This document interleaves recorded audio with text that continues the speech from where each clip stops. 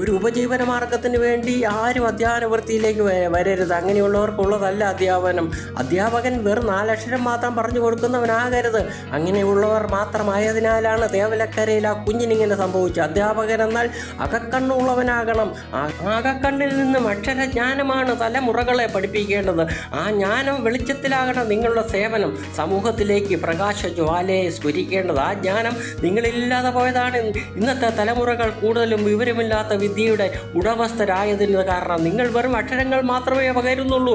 ആ ജ്ഞാനം നിങ്ങൾ അല്പമെങ്കിലും ഉണ്ടായിരുന്നെങ്കിൽ തേവലക്കരയിൽ ആ സ്കൂളിന് മുകളിലൂടെ ഇത്ര അപകടകരമാം വിധത്തിൽ കിടന്ന ഇലക്ട്രിസിറ്റി ലൈനുകൾ കാണുമായിരുന്നില്ലേ?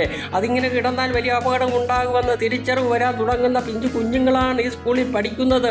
അവർ ഒരു പക്ഷേ അതിലെങ്ങാനും തൊടാനിടയായി വലിയ അപകടം ഉണ്ടാകും. ഇതൊക്കെ ആർക്ക് തോന്നണമായിരുന്നു? നിങ്ങൾ ഒരു സാറന്മാർക്കും ഇത് തോന്നിയില്ലേ? നിങ്ങളാണ് ഗതികേട് കൊണ്ട് അധ്യാപകരായവർ.